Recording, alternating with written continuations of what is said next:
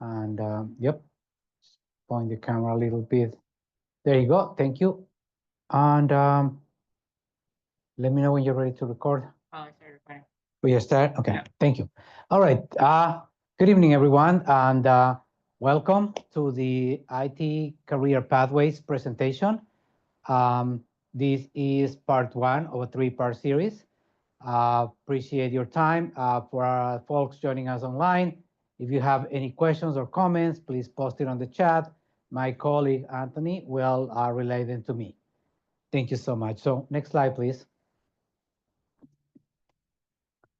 All right, again, this is part one of a three-part series. So today we're gonna be talking about the IT Career Pathways general overview. So we're gonna be discussing a little bit about the general landscape of the opportunities in IT. Then next week, next Wednesday, next Thursday, we will be doing part two, which will be careers in support, networking, and cybersecurity.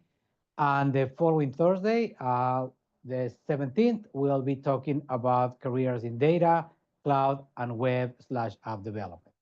Thank you. Next slide, please.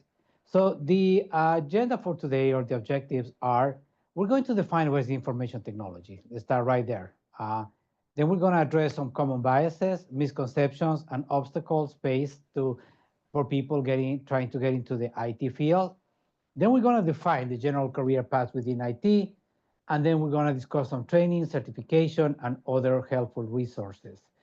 Um, so first of all, just for everybody's expectations, today's workshop is, actually the whole series is an informational series. This is geared or towards people that it's looking to get into a career into the IT field, or people that is already have a career but they're trying to switch to IT. So this is again is informational sessions. We're going to try to discuss what is available in the field, and again, some things that are kind of related for anybody that is trying to start a career in the field. Thank you. So let's go to the next slide. So let me introduce myself. Thank you. My name is Eduardo Novoa. I am the Technical and Training Development Coordinator here at the Ignite Hub. That's my current role, but I've been in the IT industry for over 20 years.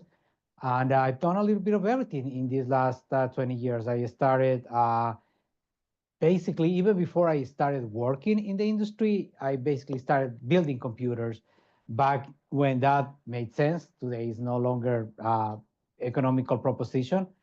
And I've done a little bit of everything. I've done support, I've done some system administration, I've done a little bit of networking, cybersecurity, and now I have switched a little bit more towards the instruction side.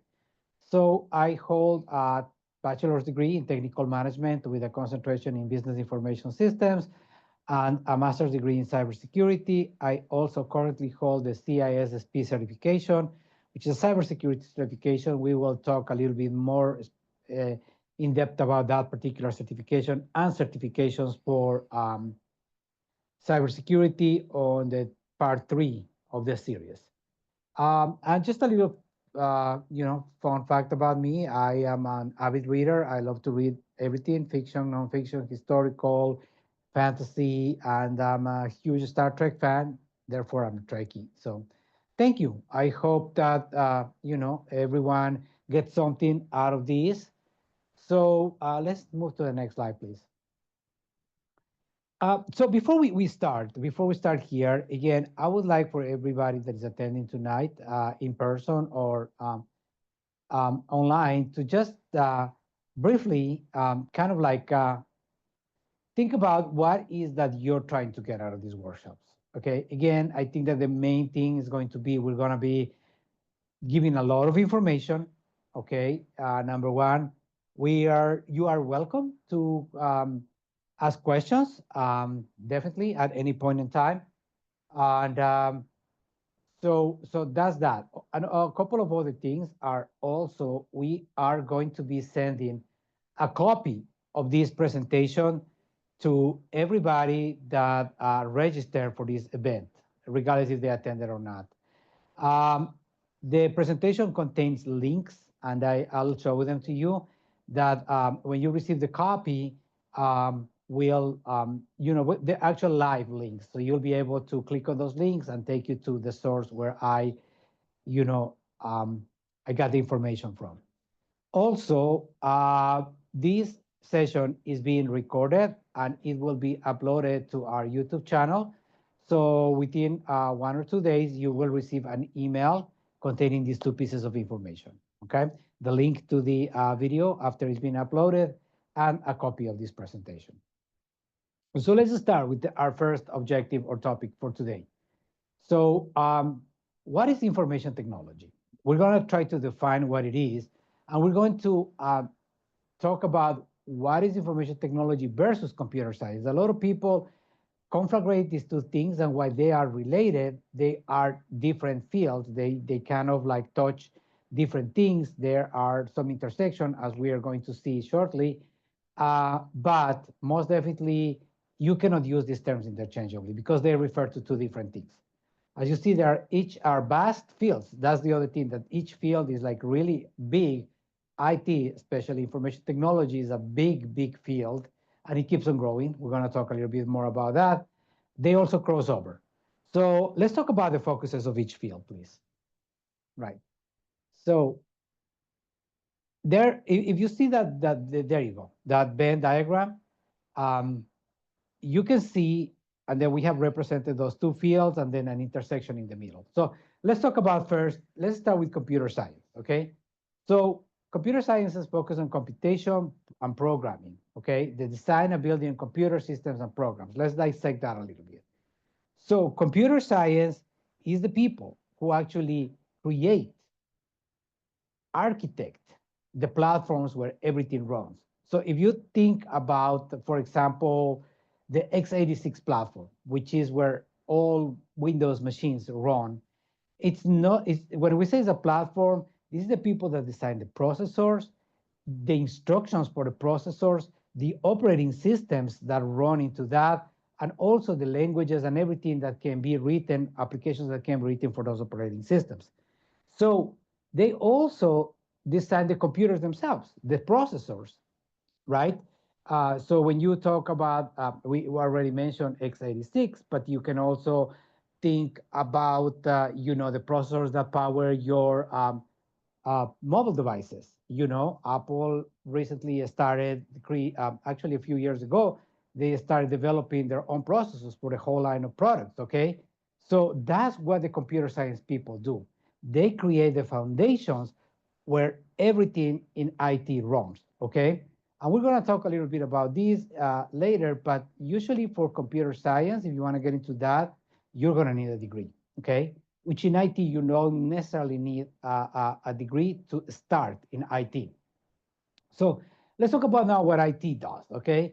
So we are moving from right to left. As you can see, the computer science people is the people who starts building everything. They create the programming languages, they create the processors, the platforms, the systems where all the IT runs on, right? Or it's the things that are developed by the people in IT.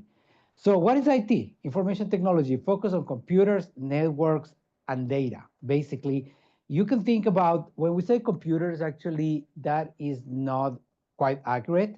It will be endpoints, anything that is at the end of a network, okay? So that could be a computer, and it could be a desktop, it could be a laptop, it could also be a tablet, it could be a phone, it could be a smart device. It could be one of those refrigerators or thermostats that connect to the internet, your Ring Bell camera, anything that connects to the internet. So those are called endpoints. All right, so IT deals with that, and the network, which is huge, the invisible part where all the communications happen. Otherwise, all these things will be nothing but paperweights, very expensive paperweights. Without the network, there will not be a capability for them to communicate and to communicate with the internet. So IT deals with that, with all these endpoints, with the networks, which all the information traverses, and the data that goes along or is kept in those networks, okay? And of course, that involves the functionality of all these devices, the functionality of the network, the security of the data, okay? And to make sure that everything runs smoothly. Basically, this is the, today's world is made possible because of the folks in IT. We are 100% now dependent in IT. A lot of things cannot run without IT, and that dependency has become huge and keeps on growing. And that's part of the reason why the field keeps on growing. Okay. So next, just click the next slide. So again, to resume, IT is computers, networks, security, and the data and the security of all these things, the endpoints, the networks, and the data. While computer science has to do with more with the computation, the engineering, the algorithms, okay? So the programs, and now AI as well, okay? Artificial intelligence. And we're gonna be talking a lot about artificial intelligence today. Next slide, please. So there's an intersection, and there you go. This is where the two fields intersect, okay? While the people in computer science create the programming languages, is the people in IT, those web and app developers, the ones who code those applications, those websites, those interfaces, whatever it is, using the languages, the platforms, the algorithms, all everything that the computer science people have come up with. Okay, so you have coding, programming, which is very similar, not exactly the same thing. Um, Scripting, which is another form of coding or programming, if you wish. Software and web development, which are very similar in the skill set and stuff. So that's where we are. Okay, so we want to make sure that you understand that IT deals with everything, basically the three things, that the endpoints, the networks, and the data, and of course how to secure it and how to make it work properly. All right. So that is our first objective, to define what is information technology. Let's go to the next slide, please. Thank you. And yeah, click it again. So let's talk about why information technology. The reason that you are here is because, again, you are either interested in starting a career in IT, or you are thinking about switching to a career in IT. Okay, but why? So let's talk about the why, or the why you should do it. So again, multitude of career options, and we're going to explore that. That is the whole purpose of this series. We're going to explore what is out there and how to start in these particular fields. Okay. So again, booming job opportunities. Like I said, we are now 100% dependent on information technology, and that's everywhere, okay? You cannot run modern life without information technology. We cannot run our personal lives. You cannot run a school. You cannot run a government. You cannot run transit systems. You cannot run anything without information technology. So we are so dependent on it that, and it keeps on growing. We're going to talk a little bit more about that. But as you can see on that bullet point, says expected growth over the next 10 years is anywhere from 30 to 250% above the national average, depending on career path. So that is huge. Okay, while there are some fields that are becoming either obsolete or stagnant, IT keeps on growing.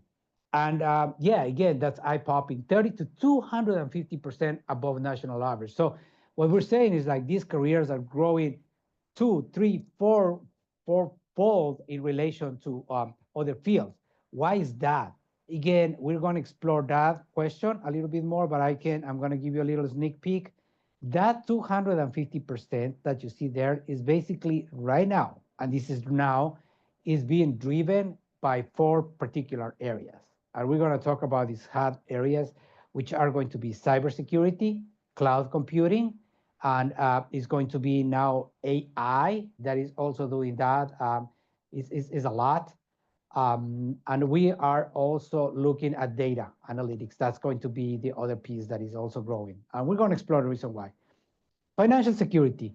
Again, a lot of people is attracted to careers in IT because they pay reasonably well. We're going to talk about through the whole series. We're going to talk about salary statistics, job growth, expectations, etc. But yes, financial opportunity or financial security is there. Usually, people in IT, for the most part, maybe not at the beginning, but after you have established yourself within your field, you usually make decent money.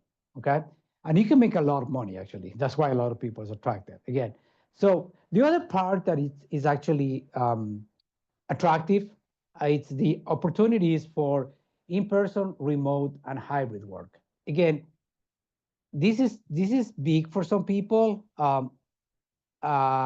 because there are some careers, there are some things that you need to basically be there all the time present, wherever that may be. This became really clear during the pandemic, when we had those essential workers that had to be in those particular jobs. So there's not much flexibility for those. They cannot work remotely or hybrid. While in IT, for the most part, a lot of jobs can be done either hybrid, and some things can be done 100% remote. For example, during the pandemic, I was able to switch what I was doing at the time 100%. On Friday, I was in the office, and on Monday, I was doing it 100% from home. Okay. So, but that can vary depending on what you're doing. The last thing that why IT is innovation. If you are the kind of person that is really curious and likes to know what's the latest thing, and it's always changing. So it's always changing, which also is a double-edged sword, because this is not a career that you can study now and 20 years your knowledge will still be relevant. No, this is a career that you will always, and I mean always, as long as you are within in the career, you will need to continue to learn. So again, if you're a lifelong learning, this is for you. If you're not, then you may want to think about that, okay? Because you will always need to be on top of what's coming, not what is happening right now. Because what is happening, what is being adopted right now, actually was invented 5 years ago, okay? You need to have your eyes on what's going to be the hottest thing in 3, 5, 10 years. Okay. And again, it's hard to predict, but we're going to talk a little bit about that. All right. So that's the why. Let's go to the next slide. I'm sorry. There's the intersectionality of technology and other fields. We talked about this. Again, technology now is immersed in everything in life. And if we go to the next slide, I think that we're going to talk about what industries employ IT workers. And basically, you can say everybody, everyone. Then you have media, public sector, healthcare, retail, travel, manufacturing. Everybody uses IT, okay, in one way, shape, or form. Commerce, education, financial services, energy, government, everything. Healthcare is a huge, public sector. Everybody uses IT, and that is why those booming job opportunities. Let's go to the next slide, please. Okay, current and future trends. And again, this is something that I already touched a little bit. These are the areas of growth, those 4 areas of growth that I told you that are right now the hottest areas of growth. But let's talk about why. Okay, this doesn't come in a vacuum. It's not like, let's say, oh, cloud is cool. Yeah, it's cool, but the reason that it's hot and there's like so many jobs right now available for that is because more than 50% of organizations now use more than one cloud provider. So let's stop for a moment to discuss what is cloud, okay? Because this is kind of interesting. If you ask 5 different people what is cloud, you're probably going to get 5 different answers. So the easiest way to explain what cloud is, it's anything that is not in your network, that is outside your network, okay? And we all use cloud, okay? Let me give you a good example of how we use cloud personally, okay? We all, most of us, use some kind of like music streaming service, right? Either be Pandora, Amazon Music, or Deezer, whatever it is that you use. That is cloud, because what you're doing is like those songs are not on your device. They are not on your phone. They're not in your computer. They are not in the Alexa, whatever it is that you're using to stream in your smart speaker. Those things are somewhere in a server, God knows where. It could be in Texas. They could be in Ireland. They could be in Canada. They could be in California. You don't know where they are. Okay. So these files, the actual file is somewhere else. It's outside your network. It's not on your phone. It's nowhere in the network that you're using. It's somewhere else. So that is basically one way to explain cloud. What is called cloud? For those of you who are, from my vintage, older, if you remember those network diagrams, that and some of you must have seen it at some point. Like when you're seeing a network diagram, you have the computers, the different things, and then usually that's for everything that is inside your network, and everything that it was outside your network used to be represented with a cloud. And this is where the term came from. Okay. So basically, right now, and the other thing is like what it used to be called perimeter. Basically, what it was, the boundaries of your network are becoming, first of all, bigger and fuzzier with time. They're no longer real boundaries. Okay. And again, because a lot of your data for companies, a lot of your data, a lot of your services are running in the cloud. Now, we're going to talk about cloud on week 3, and then as you may know, the two biggest players on the cloud environment right now are Amazon Web Services, or AWS, and Microsoft with their Azure products.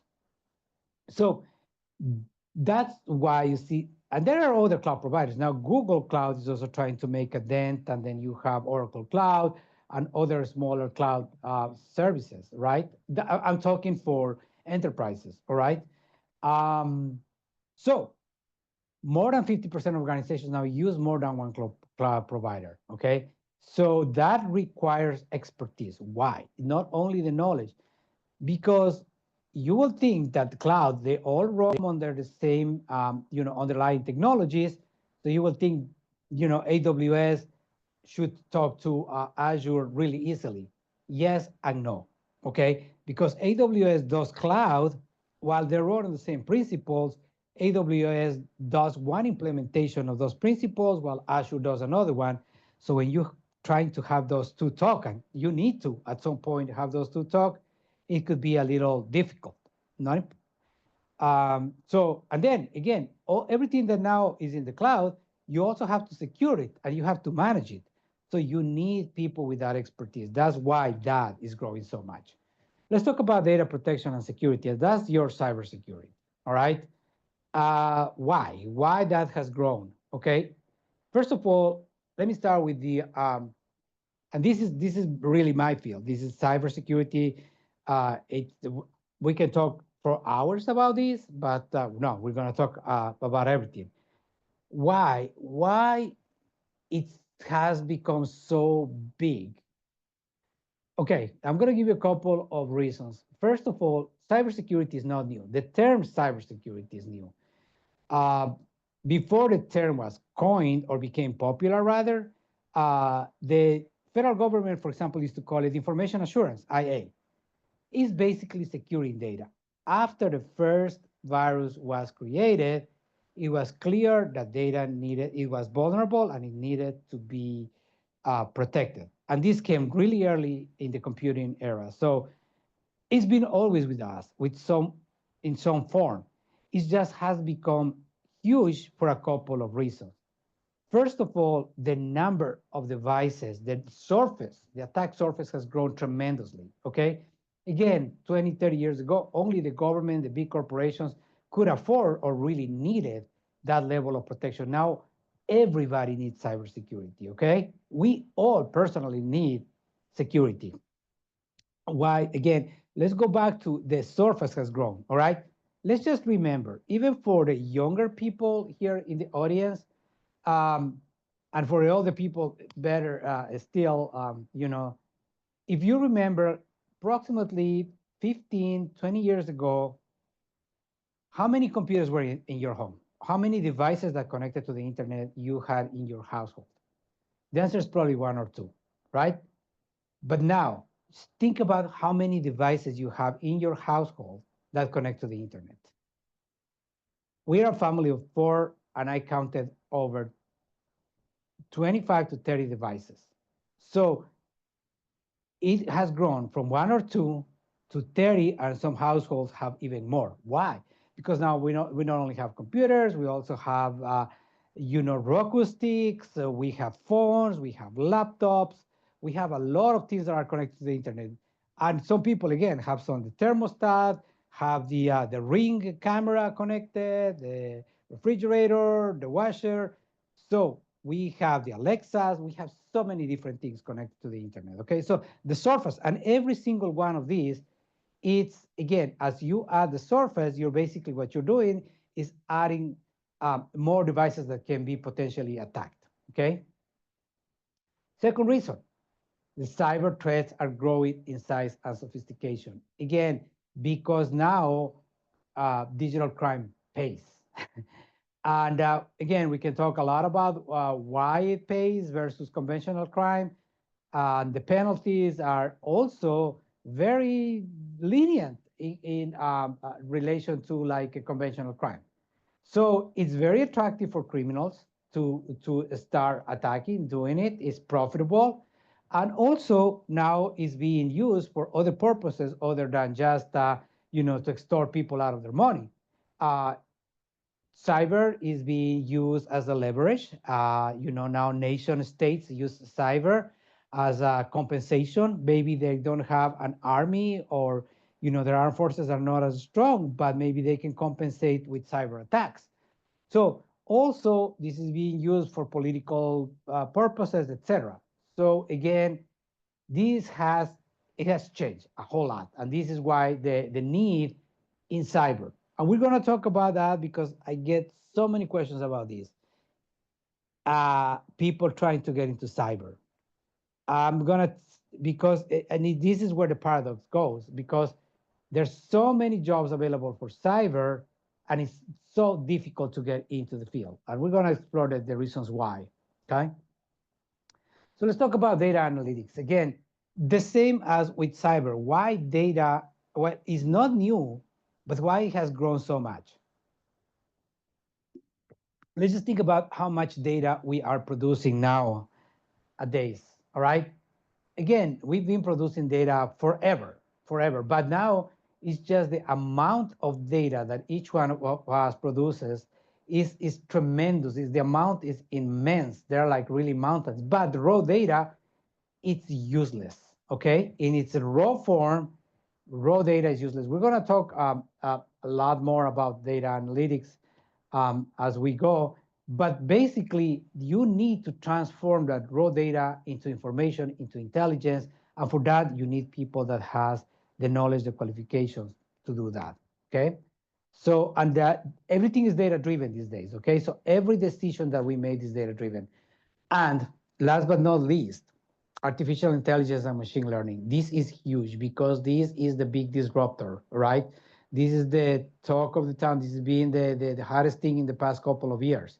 While the other things, cloud, cyber, and data analytics have been hard for a little while, AI now really, really, it's the hardest thing. Why? Again, because up until a couple of years ago, AI was mostly a gimmick. It was like something that didn't really have a purpose. I think that everything changed when ChatGPT 2.0 came along, because now people say, now there's a practical application to this AI, even though we've been using AI for a while. When you do a Google search, you're basically using a type of AI. And by the way, AI is another misnomer. We are not really using AI. We are not yet at the artificial intelligence level. What we're using is machine learning and large language models. That's what we're using. But that's another conversation. And why is this growing? Okay, because it reduces the reliance on human analysis and intervention. Okay, so these models are can work 24/7. They don't eat, they don't sleep, and they don't make mistakes. Now, I'm going to rephrase that. If prompted correctly, and if they're using the correct data set, they will make mistakes, but they will not make some, especially for repetitive tasks, they will not make mistakes that humans do, okay? But on the other side of that equation, no machine learning or LLM right now, it's more intelligent than a human, okay? But that we can talk about that later. But that is growing and it's not going back. If we go to the next slide, actually, we are going to be talking about why, what is the impact of AI and machine learning, okay? And why this is going to be something that is growing and is not going to come back, okay? So again, artificial intelligence boosts efficiency, minimizes human error, as I mentioned, and saves costs. Again, it's expensive to hire people to do some jobs. AI is going to replace some of those jobs, undoubtedly. That's no doubt about that. But on the other end, it's going to create other jobs. Okay, we're going to talk a little bit about that. So now, thanks to AI, you can automate a lot of different things. Okay, especially the things that I talk about, those repetitive tasks, those lower skill tasks that are repetitive. So AI can take care of that. Okay, so that is good because now, first of all, you're going to save money. Second, you have a machine doing it for you. And now, the people with the higher skill set can engage in other high impact activities. Okay. Now I want to talk about the next bullet. Let's read it. The generative AI market is expected to double every other year for the next 10 years. Okay, let's dissect that. Okay, so this is geometrical. It doubles every other year. So in year one, let's say it's 2, right? Year 2 will be 4. Year 3 will be 8. And year 4 will be 16, and so forth and so on. So this is geometrical, okay? Doubles every other year for the next 10 years. So as these LLMs and these AI tools become better, they are starting to get into a lot of different things that we do on an everyday basis, and they're starting to find a way into the corporate environments. Okay, so generative, and again, let's define generative AI. So again, like I said, we've been using AI. For example, Google.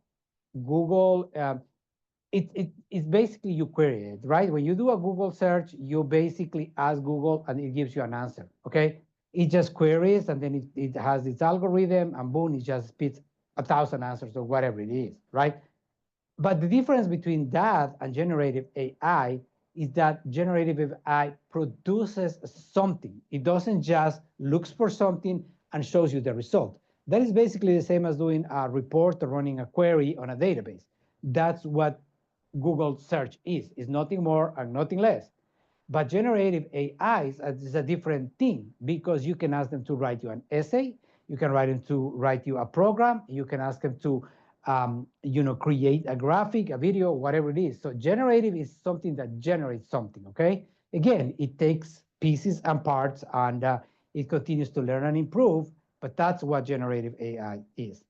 And so that type of AI, like ChatGPT, uh, DeepSeek, those type of things.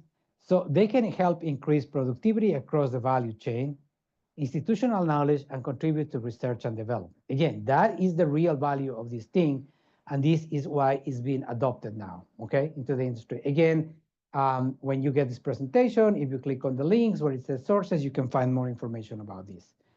And let's go to the next slide. All right, so let's take a moment here, okay? We have talked a lot about how big the field is, how much is growing, where are the areas that is growing. We have defined IT. So, okay, so you're like, okay, I'm sold. I really want to do this. Okay, sure. But there are potential barriers and obstacles to getting into IT. Okay. So again, this is an informational session. This is not about discouraging people. It's just giving information to people so everybody can make your own decisions. This is unfortunately something that is not discussed a lot of times when you're trying to sign into a program, in a technical program. What they're going to try to sell you is the glossy brochure, and we're going to talk about that. And they're going to tell you, hey, if you take this course, you're going to be making 6 figures in 6 months. Maybe, but very unlikely. Okay. So, but let's talk about, so you are here because you're interested in a career in IT, right? So let's just mentally think, what do you think are the potential barriers, and what barriers have you experienced trying to get into the IT field? Before we even get into that, the answer that most people gives is like, I don't have enough experience. Okay, we're going to talk about that. But all right, let's go to the next slide, because I think that we're going to, so these are, and there's a lot right there. And again, it's not trying to discourage anybody, but trying to be realistic. So what are some of the obstacles and barriers to get into IT. So the skills gap, that's the first one, okay? So I don't have the hard and soft skills. And we're gonna define right now what are hard and soft skills because we're gonna be talking about these the whole 3 sessions. So hard skills, in this context, we refer to those technical skills, to that knowledge, to the specific knowledge of technical skills. Soft skills are those skills that are communication, organization, and the capacity for analysis, for learning. So those are not necessarily specific to IT, all right? When we talk about hard skills, there's a ton. I'm going to tell you right now, there's a ton in IT. One thing that I can tell you in my experience is that 20 plus years that I've been doing this, there's a lot to learn. I'm not going to lie to you, but here's a silver lining. At least for me, nothing is being like completely super difficult to learn. It's just a lot to learn. And you don't need to learn everything all at once. Nobody can. And I keep on learning more and more stuff every day. Okay. So that's the number one, that skills gap. Okay, so I don't have the knowledge about networks. I don't have the knowledge about coding. I don't have whatever it is. That's your hard skills. And then your soft skills. They are requiring that you have good communication skills. Maybe you need to work on those. So those are not specific to IT, but they still apply. And we're going to talk about why. The other piece could be that, okay, I know that I need to get an education, I need to get a certification, I need to get something, but you don't really have something really close to you. Maybe you live in an area where the closest training center, community college, university is a couple of hours away. We are fortunate here in Montgomery County that we have a lot here. Just Montgomery College has 4 locations in the county, but not everybody has that. Okay, so not everybody has that access. And then we are very lucky here in the United States also that we have tons of opportunities. Okay, the next one is the logical one after the last one, lack of funds. Okay, so yeah, I can go to this training academy, but it's going to cost me $5,000 or whatever it is. So I don't have that money. Okay, lack of time. All right, so I have determined where I'm going to go and I can finance one way or another my education, but I don't have time. I'm already working at a full-time job. I have a part-time job and I also have a family. So, or I really I haven't been in school for 20 years and I really, geez, it's just the thought of going back to school scares me. Okay, so that could be that too. The other could be a lack of sufficient resources at home. So you don't have the proper computer for your studies. Maybe you don't have the proper internet connection, etc. Isms. And this is stuff that, again, either real or perceived, but there's still 18, There's basically ageism, sexism, racism, still, So that kind of stuff. For the longest time, IT has been mostly the domain of a specific gender and ethnic. Most people are white males that have been in IT, but now it's starting to change, which is a good thing. There could be lack of confidence, okay? I'm too old, I'm not good at math, I'm just, again, I'm a woman and I see everybody in the field are men, I'm not gonna feel comfortable, whatever. All right, so that's the big one. The next one is big. Lack of experience, certifications, or education. Let's talk a little bit about that because that's what discourages a lot of people that are trying to get into the field. They go and say, okay, I want to be a network engineer. They go and start looking for jobs and they ask for a college degree, a certification or certifications, and 3 to 5 years of experience. And you're like, oh my gosh, I don't have any of that. How can I get all that? So there are ways that you can get both the knowledge and a little bit of experience at the same time, and that's probably the best. What I've seen is people getting a little frustrated because they have dedicated 4 years of their life to just study. Now they have a bachelor's degree and they go like, okay, now jobs are going to be like, people is going to be fighting over me. And then they start applying and they go like, okay, that's great. You have a degree, but you don't have the 3 years of experience that we want. You're like, what? I just graduated. How can I get 3 years of experience, right? So again, and that's huge. So trying to develop those things in parallel. It's hard. There are ways to do it, but that's usually the biggest barrier that I've seen in my experience. And last but not least, don't know where to start. Okay, so I have decided, but when I do a Google search, thousand things, thousand results come. I don't even know where to start. And some of these is in a language that I don't even understand where do I start? So those are some of the barriers, okay? So let's go to the next slide.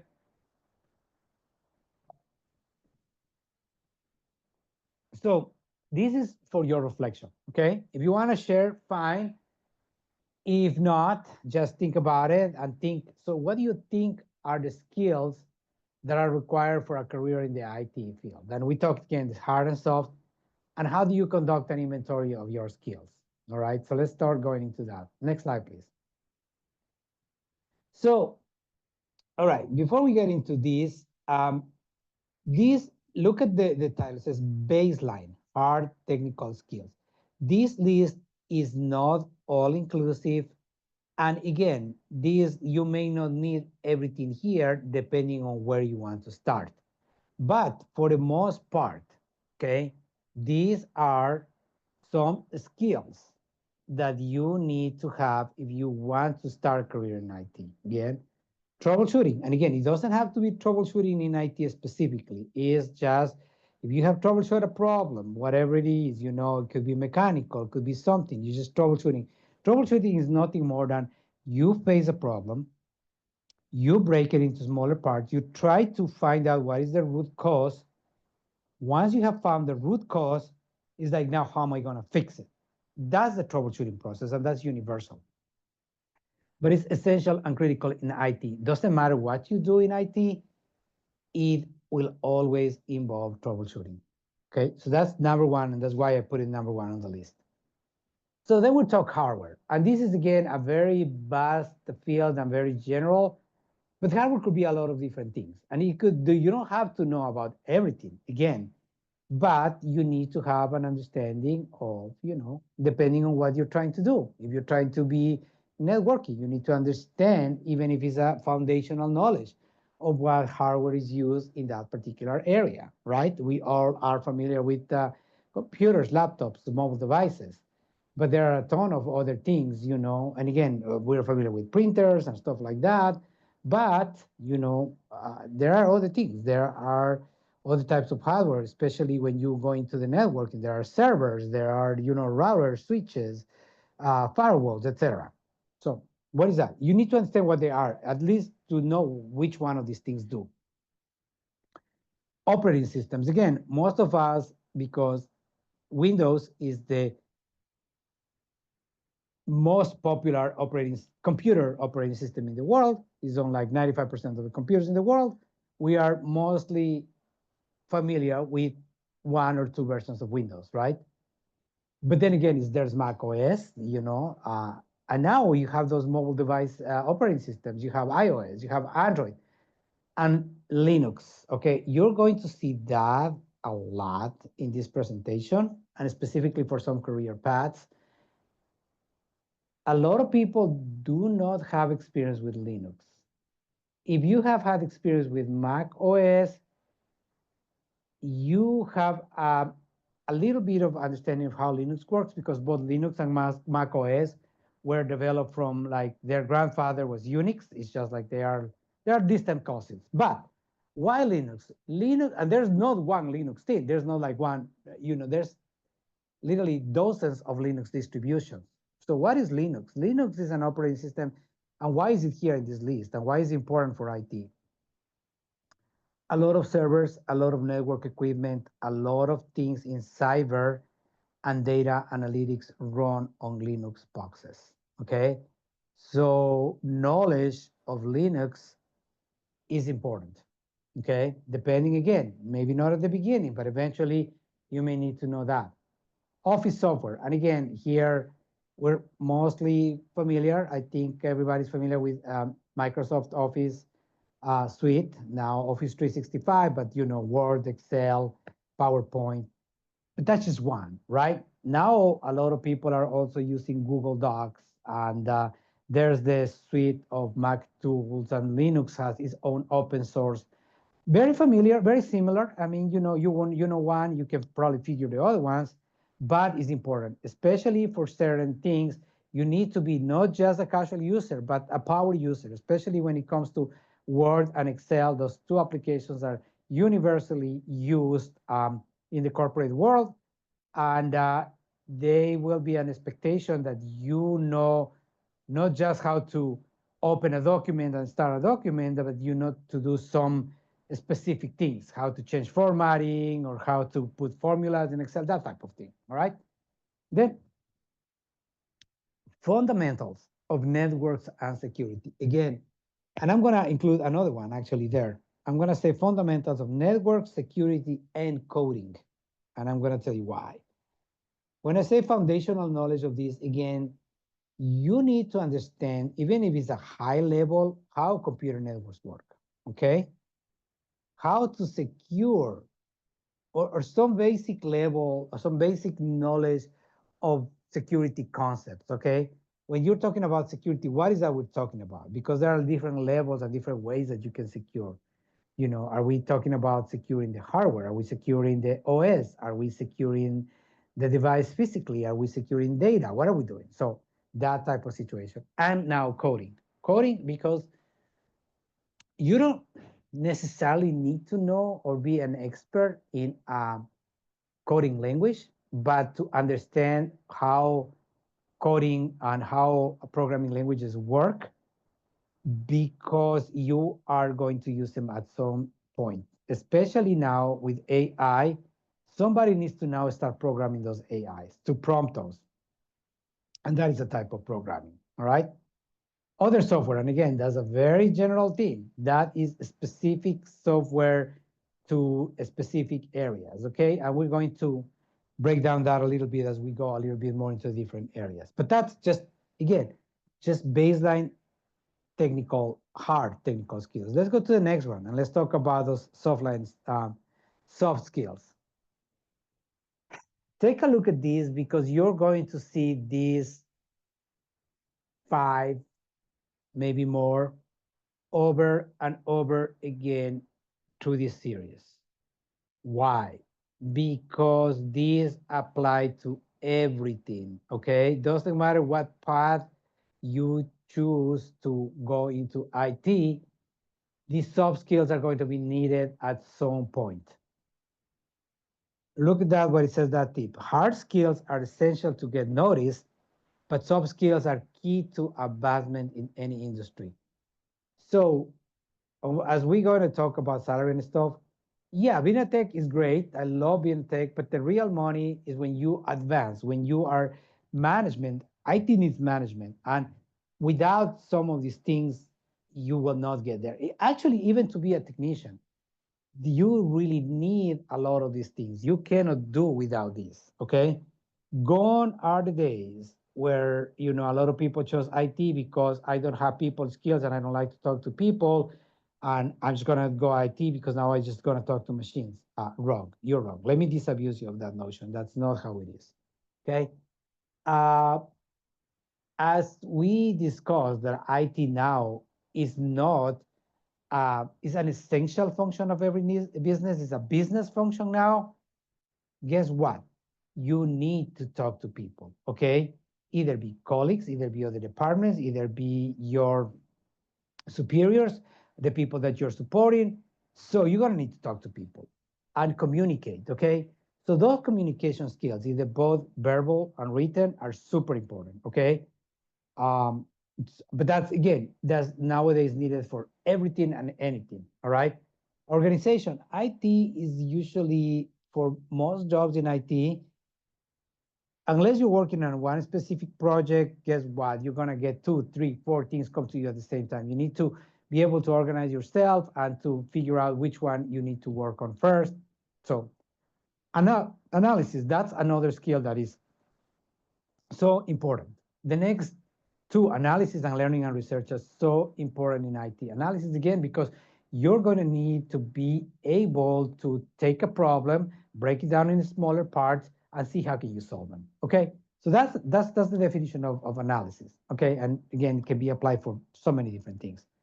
Learning and research, that one is huge, right? I said that this is a field that you will always, always constantly have to learn. The other part is this. You're not going to learn everything in school, all right? I have a bachelor's degree, a master's degree, and I have done a lot of other stuff. Guess what?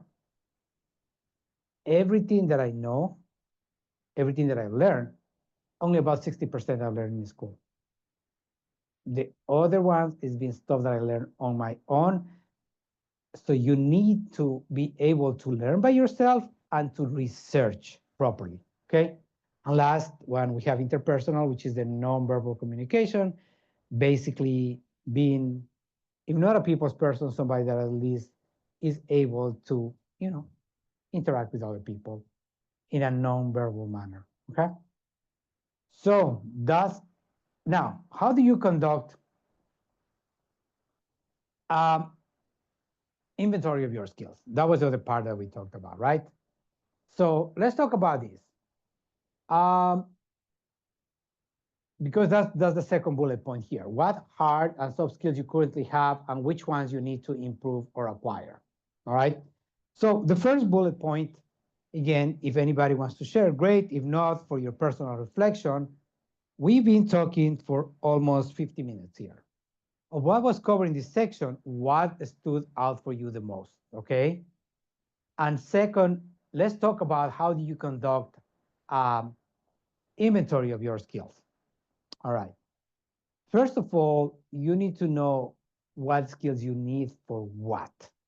One of the easiest ways to do that is like, let's say that you have decided that you're going to be a data, you're going to go into data and you're going to be a data analysis person, right? So what you need to do is you need to go to like different job postings here in the area and see what that particular title, what they're asking for, okay? So they're asking for, are they asking for a degree? Are they asking for certifications, which one? Are they asking for 1 year, 6 months? What kind of experience? So you need to see this is what they're asking. And you look at 2, 3, 4, 5, you're gonna start seeing some, commonalities. Then, so you see, this is what I need, right? So now you have a list. Now you need to make a very honest list of what you have. And with that, you have to be, again, honest with yourself, but at the same time, you have to be gracious with yourself because a lot of skills are transferable, okay? You may not have, for example, let me give you this example of a very transferable skill, management. Management is a transferable skill that it's universal. Why? You might have been a line manager in McDonald's, okay? And you said, but that's not management. It is. It is. Managing is managing processes and people. Doesn't matter in what industry. So you need to really look into what you have done and what you have and what you can say, this is a transferable skill. I already have this skill. So that's how you conduct an inventory. Probably you're going to need help with that at some point. A career coach is a good way to do that. And we're going to talk about career coaching. As a matter of fact, I'm going to have a colleague that is going to join us with an opportunity that we have here at the Hub that we offer free career coaching. So a career coach can help you with this inventory of your skills, okay? To see what you have, what you need, and how to get the skills that you require, okay? So again, out of what was covered in this section, what stood out for you? All right, again, you can share if you want to, otherwise it's for your personal reflection. Let's go to the next slide. I believe that we are due for a break. Not yet. All right, so potential career paths. And again, before we go into this one, I want to give you just a caveat, okay? If you ask 10 people in IT, what are the areas in IT or how many areas IT has, somebody will probably say, oh, there's 5. Some people will say, oh, there's 10. Some people say it's 50. Honestly, it's kind of like splitting hairs, but we have determined here that, and again, this is not an exact science, there's a lot of, as we're going to start exploring these things, you're going to see that there's a lot of overlap into some of these fields. So if you go to the next slide, we have determined And this again, this graphic, I didn't do it. It's CompTIA, and we're gonna talk about who CompTIA is. But according to CompTIA, there's basically 6 areas. I'm gonna say 7 now with AI. So you have support, okay, and that's what we're gonna be talking on: support, networking, cyber. You have the data, the cloud, and your software and web developers. Those are 6 big areas again, and there are a ton of different things in each one of them. And now you have AI, which can be counted as a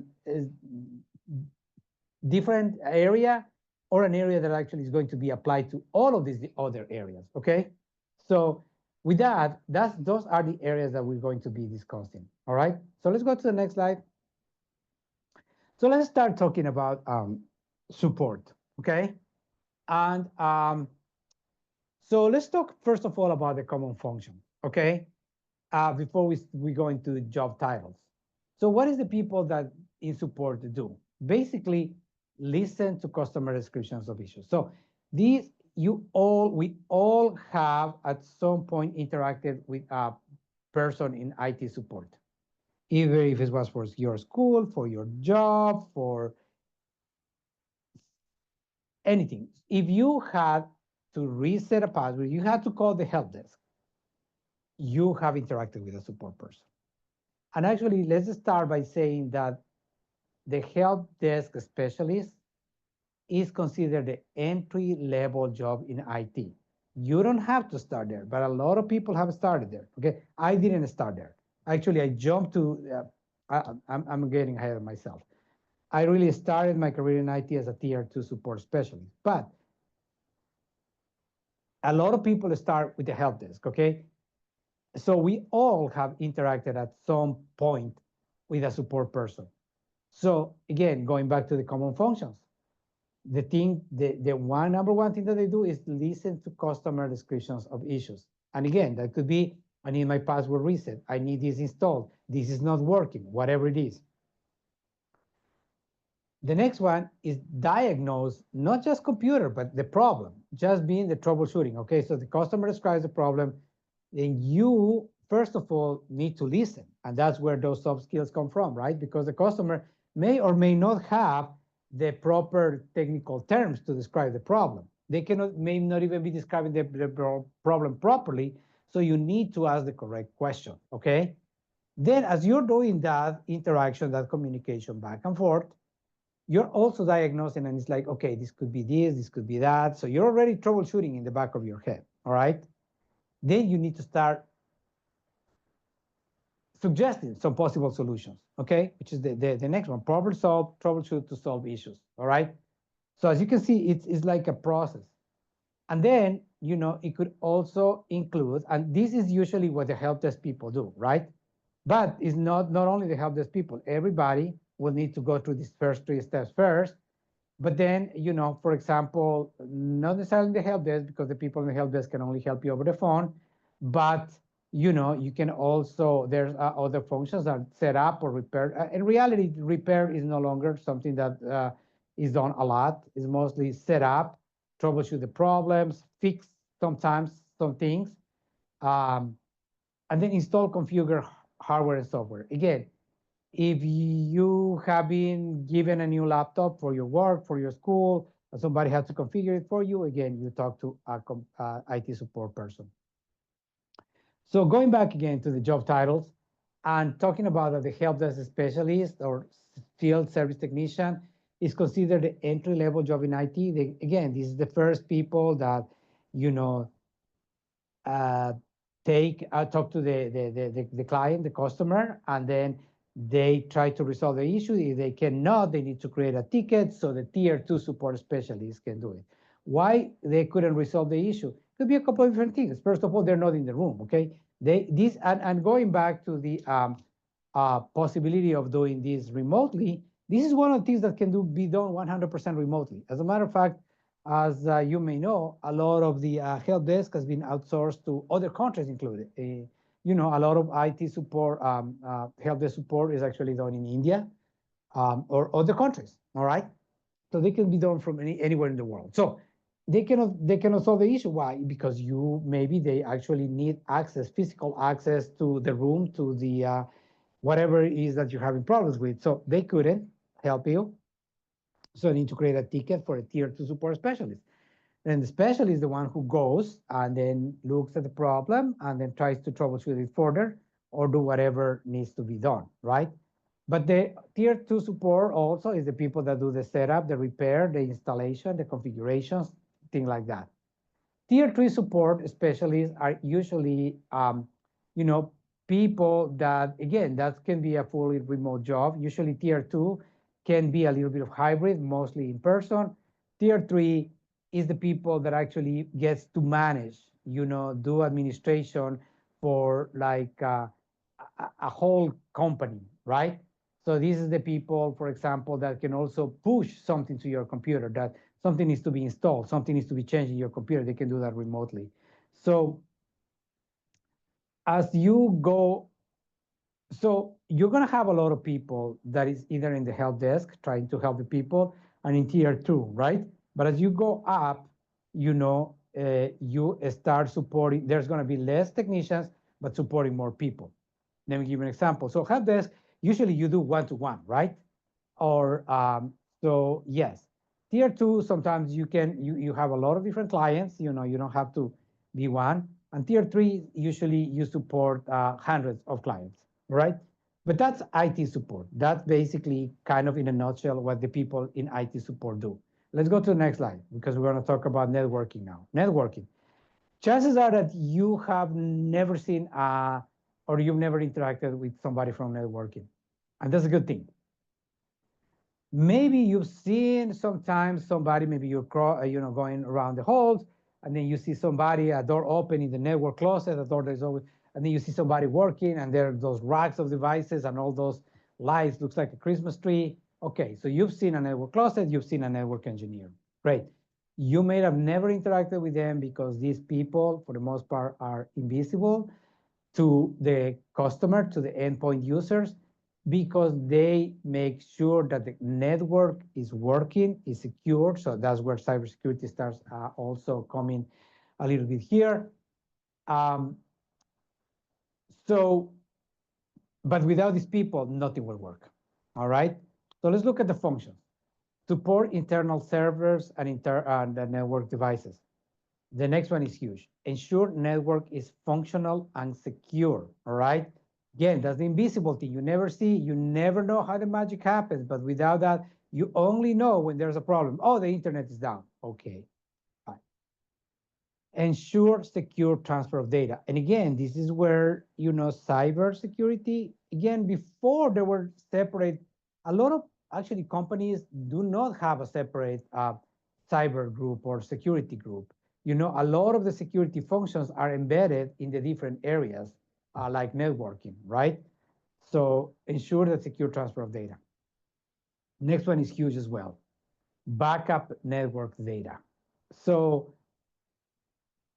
if there's a natural disaster, if there's a cyber attack, if the server room goes down in flames,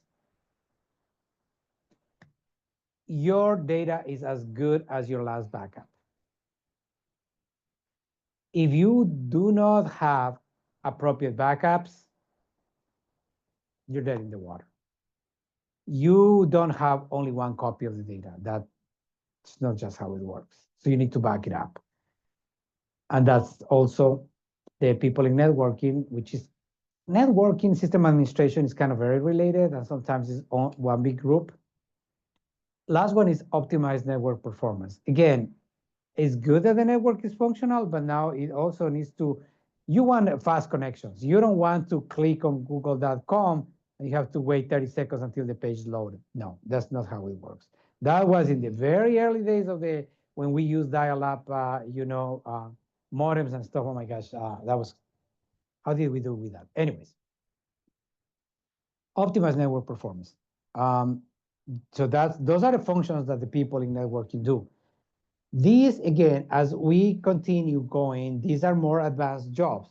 The entry-level job in networking, it's usually consider the network support technician, but the network engineer is the most emblematic job, for lack of a better term, for networking. Okay, so basically the difference is a network support technician may be also a network support technician, or some of that function could be a support technician level 2 or level 3, by the way. So a network engineer is different because a network engineer is the person that deploys, configures, patches um, all these devices in the network, okay? And then you, of course, have system administrators, well, like I said, system engineers, network administrators. So these are other titles depending. As you can see, it's a big area, and there's a lot of things to do here, including the security piece, the backup piece, the people who run the servers. Those are your SAs, your system administrators. So a lot of different things here, but everything is mostly invisible for most people. When you're using service, or maybe you're trying to access some files, everything is going to be on a server, an internal server. Okay, again, that to you is transparent. Everybody says, oh, it's on the X drive or on the D drive. Okay, in reality, there's no such thing as a D drive. It's a server. That's where the things are. Okay, it's just the D drive, the X drive, the N drive. It's just a shortcut on your desktop so you can access that particular server. But at the end of the day, it's a server. Your accessing files are in a file server. Next slide, please. Cyber. All right. So here, again, I can spend hours here. We're not going to do that. We're just going to spend a couple of minutes. We're going to talk a little bit more about this on our third session. We're going to expand this. But again, let's talk about the common functions. Okay, so conduct vulnerability assessments. Okay, so what does that mean? Basically, your network has so many different parts. It's like, you know, your chain is as strong as its weakest link. Basically, you're trying to look for those weak links. Okay, where am I vulnerable, and how can I strengthen that link? So that's the conduct. Okay, and then you need to detect cyber threats. This is when people talk about cyber, the first thing that they come to their mind is two things. It's going to be the attacker, you know, in the hoodie, you know, hacking, and on the other end, it's going to be the defender in the warlike room, detecting the cyber threats and stopping the cyber threats. Okay, so in reality, there's those rooms, those war rooms only exist on network operating centers. We don't have one here at Montgomery College, and we are a pretty decent sized organization. I work with the cybersecurity group here. I didn't see those. We do have consoles, of course, to detect and evaluate and monitor. But this is mostly, you know, what the Hollywood version of what this is. But you evaluate. Now you evaluate your security control. So you have detected, you have conducted a vulnerability assessment, and you have determined where is your weak link. So now you need to put security controls, right? And those could be physical, technical, it could be policy, but you need to understand how they are working. Are they really being, and how onerous and how costly they are. You monitor network traffic. Again, that could be a function of the prior one, as you saw, monitor the network traffic also for the network engineers. So that's where you see the interaction there. As a matter of fact, most of the people that are in cyber today have either come from networking, support, or programming. Those are the three areas that most people in cyber have come from. So you also investigate security breaches. For the people in cyber, everybody that's in cyber rather knows one thing. And it's not if you're going to get attacked, because you will get attacked. Is when you get attacked and how bad the attack is going to be and how fast can I recover from it. Okay. So when that happens, you need to investigate, and then you need to try to return to, you know, business as soon as possible. And then advise the staff and management on safe practices. Okay. Because unfortunately, the biggest risk for companies is not the hacker in Eastern Europe in their basement. The biggest risk for most business is people in their is their own users not being careful enough and fall into, the social engineering that the hacker, they're falling into the trap and opening a whole security. So that's how it's advising, educating your staff on how to be more secure, and also advising management of what is the possible things and how will what you propose as security controls. So again, let's talk about some of the example job titles here. And I want to make a pause here because here the information security analyst, also known as a SOC analyst or security operating center analyst, is considered the entry-level job in cyber. But let's pause. That is considered entry-level job in cyber, but that's not an entry-level job in IT. We talked about the help desk analyst being the entry-level job in IT. That is here. A SOC analyst is here. They're both entry-level jobs. But now you are starting to understand why it's difficult to get into cyber. First of all, because you need to know a lot. Reason being is like, how can you be a good protector if you don't know what you're protecting, right? Second, again, because the skill set here is hard enough, here is a lot harder, okay? So some of the other ones that we're gonna talk about really quickly, penetration tester, that's always very popular. Again, these are your white hat hackers or the people that actually get paid to hack into your network, with the caveat that they cannot, they need to disclose every single vulnerability and how did they got into your network. They are paid to do that. Malware analysts is the people that can dissect all these viruses, all these different malwares, and they're trying to. So why is it important to reverse engineering? Because that's how you can create the antidote, right? You can create the antivirus. And also, in a lot of times, is to figure out who made it. So attribution, that is huge, and we can talk just on that for hours. Cryptologists. So cyber is possible because of encryption. And again, encryption is a huge topic. But what is encryption? Encryption is basically a way to obscure the data. So if anybody catches it in transit, it will be unintelligible to them because you need to decrypt it. It should be decrypted at the other end. So that's the whole process of encryption, decryption. And this is all mathematical, by the way. This is the only part that I have not really gotten into a lot because you need to know a lot of math. Everything, it's that encryption is nothing more than math. It's just solving very complex mathematical operations. That's how things are encrypted and decrypted. So the cryptologists are the people who create these algorithms. They also try to break them. The NSA is always hiring these kind of people. Data forensics analyst examiner is the people just as their counterparts in law enforcement that go to a crime scene to collect fibers, blood, whatever it is. These are the people that actually collect the digital evidence and they process it in the same way, that a physical evidence is processed so they can be admitted in a court of law, to prosecute digital crimes. The last two I just put in there just for the reason that these two jobs did not exist 20 years ago, okay?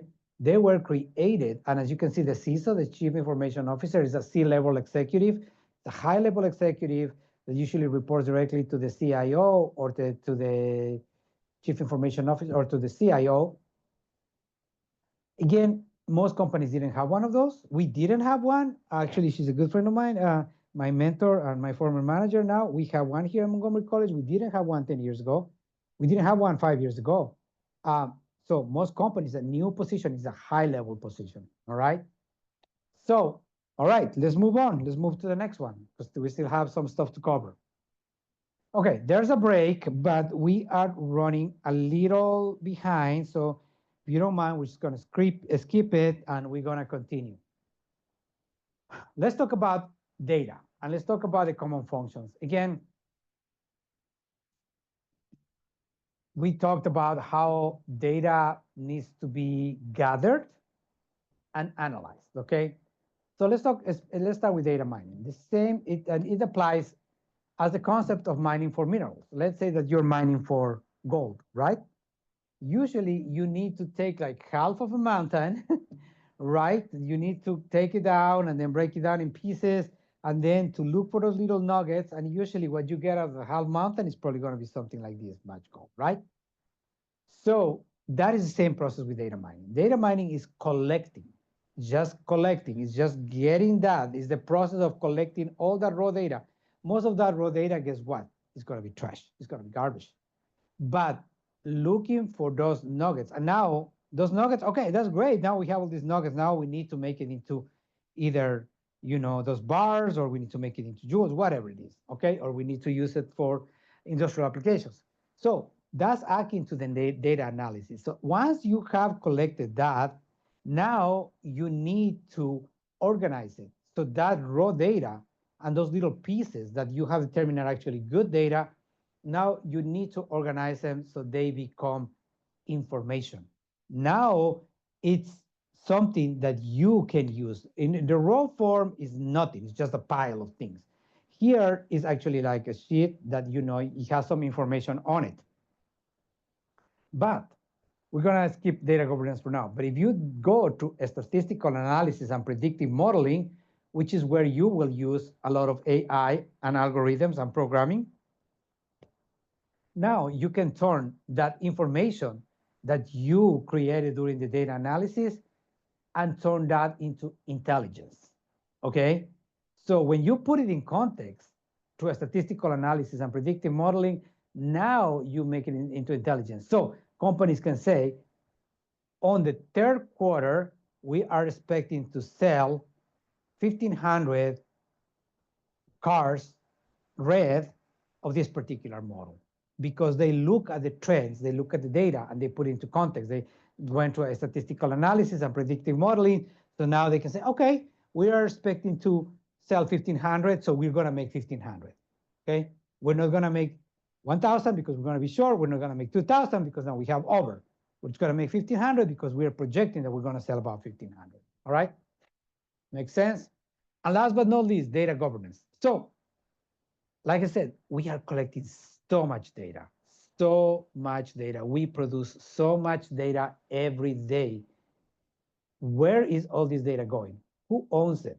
For how long do these companies need to keep it? That is the data governance piece. Again, within this.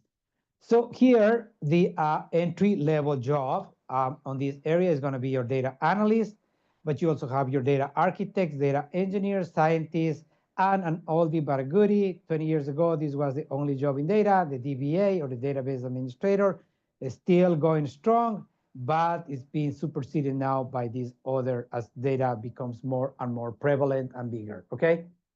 Okay, let's move on to the next one. And again, we are going to be talking about each one of these areas individually during the next two sessions. We're going to start expanding more of them, okay? Sorry. Software and web development. Again, these you can make it into two different areas, but the skill sets and the functions are basically the same. So that's why we combine them. And a lot of people combine them, it's not just us, okay? So let's talk about the common functions. Again, it's meet with clients to discuss needs. So that could be either, we need to create an application or we need to create a website. So you discuss with the client, what are you trying to do? What is the objective? What is that? What is your vision, okay? Then you write the programming code, right? So you can create that program. No, first of all, you meet with the client to discuss the needs. Then you design, create those applications, systems, or websites. After you have them with the client, you go like, okay, now I have an idea what you want. Let me design it for you. Then you meet again. Is this what you were looking at? What would you change? Blah, blah, blah. After they go like, yeah, that's exactly what I want. Now I'm going to write it. I'm going to write that programming code. All right. After that is done, maybe in the future for other iterations, we need to modify those software programs, those websites, whatever it is. So that's basically the maintenance. And in reality, what you're looking at right there is the SDLC, or the software development lifecycle. Very popular methodology, but again. So here you have a couple of different things: software developer, computer programmer, web designer, web developer, coder. I'm going to log into the developer because I need to both software or app developer or web developer. Why? Why is a web designer different than a web developer or a coder? All right. So in a nutshell, a lot of people do this interchangeably when in reality they're not. So a coder or a programmer just do that. They program, okay? They are experts in that particular language and they're really good at writing it, so they do that. But a designer person, again, that is a little bit, sometimes a little bit more artistic, a little bit more, okay, this is what it looks like, is the architect of the project, okay? And so the coder, it could be the engineer, the person that actually builds the thing, all right? So what is a developer? The developer is the person that does both things, okay? The design and also oversees the whole process. That's why developers make a lot more money than just like coders or programmers, okay? Or designers by themselves. And then again, we're gonna talk a little bit more about that when we reach that point. Let's go to the next slide. Cloud technologies, the other one, big. We talked about why the growth. So let's talk about some of the common functions. So determine, right? Determine the needs for cloud technologies for the client or organization. So, okay, so we have determined that we are going to, and before we even go there, why do you think that people is going to the cloud a lot? Two reasons. Number one, it's because it's flexible. The first reason is because it's flexible. Organizations in the past, I'm going to give you a perfect example here at Montgomery College because I've been here a long time. When I started working here, we used to do our own email. We had our own Exchange servers here on the premises, and then we had people who administered those, and we had to run the actual physical servers and the systems and the licenses, and we had to provision to accounts to staff and students and decommission when they leave and all that kind of stuff. It's a lot. So that takes a lot of money, a lot of expertise. We switched to Microsoft, to Office 365 over 10 years ago, like most businesses have done, because why? Now you don't need to have those servers here. You know, Microsoft has them somewhere else. You just pay them by account, but you still need somebody to manage those, okay? So that's the number one reason. It's flexible. Again, I don't have, if I expect 50,000 more students, in the old model, I had to go and buy servers. I need to configure them. I need to hire 3 additional or 4 additional, Exchange administrators. It's a lot. So the flexibility of doing in the cloud, you just say Microsoft, hey, Microsoft, I'm going to need 10,000 accounts for tomorrow. Say, okay. So that. Second, and that's for an organization our size. Can you imagine now, and we talked about this, that everybody has a need now to have IT. Even if you're running like a food truck, okay? You need IT. Why? Because you need to keep inventory. You need to take payments, electronic payments. You need to also have social media presence and all that kind of stuff, right? Who has the expertise? You think that a small business like that has the capacity, the bandwidth, and the need really to have their own IT department? No, they need to outsource all these things. And that is why the cloud does not provide only one thing. The cloud can provide you with infrastructure, we provide you with software, we can provide you with services. So the cloud, again, is something that is not on your network, but is being done by somebody else. So that's the reason why cloud is growing so much, because of those two reasons. But then we're going to talk a little bit more about that. So determine the need for the cloud technology. So we have determined that we're going to take these and we're going to put it in the cloud. So what cloud is it going to be? And what service are we going to use? Okay, is it going to be AWS? Is it going to be so you need to determine which one. After that, you need to set it up and all that, then you need to manage it, okay? Because again, it's not in your network, but like I said, going back to the example of Office 365, we still have Office 365 administrators here. We no longer have Exchange administrators, but we have Office 365 administrators now. Because you need to manage. You still need to manage those accounts, et cetera, et cetera. Then you need to maintain the data, maintain that information, okay? and ensure that everything runs smoothly and securely. Okay, then again, this is where cyber starts seeping into it, and then, yeah, because now you have stuff, data also in the cloud, so you need to secure it as well. All right. So usually cloud specialist is the entry level job here, but you also have architect, engineer, and still an oldie but a goodie systems engineer. That is if still you are running it in-house. All right, let's go to the next slide. Again, as promised, we're going to talk a little bit about AI. All right, very similar to the common functions as we saw for the cloud. So determining the organizational needs, and then manage those language models, because again, those things are not they're not like set it and forget it, like the late George Foreman. Unfortunately, those doesn't work like that. Once you determine, you get the tool, but you need to continue to train it. Okay, so and to improve it, so you need to manage those. All right, and then you need to maintain the language model proficiency. Again, you need to, all right, you want, as the model continues to learn, you want better answers, not worse answers than before. Okay. So yeah, is wiser now, or it knows more, but is it wiser? And wise, I'm using the word wise very loosely here. Okay. um, all right. So, and ensure that the system, service, and components and everything runs smoothly. So let's look at some job titles, and those are all new. Okay. Prompt engineer, AI implementation specialist, language model trainers, and look at that one, ethical AI specialist. So this is one other thing about AI. We are right now in an area that a lot of rules have not been written. So companies will need to start making some decisions as how they're going to use AI in a way that is not only legal but ethical. All right.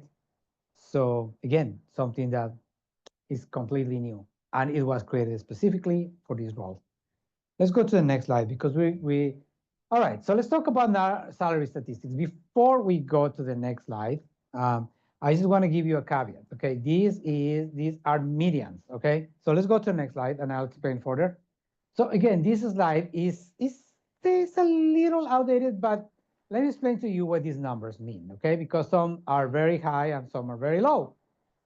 First of all, this is the median, okay? Meaning that, let's look at network specialists, okay? Let's look at that and you see 80. Let me explain to you what that means. It means, and you saw that there were a lot of different titles, or job descriptions within that particular area, right? Again, the job that is the most common on that one is probably going to be a network engineer. So what does that mean? It means that it takes all those jobs from the lower pay to the highest pay in all over the country, all over the United States. So Silicon Valley, which is one of the ones that are going to be the pay highest the most, or maybe it could be Kalamazoo, Michigan, okay? Going to be paid less.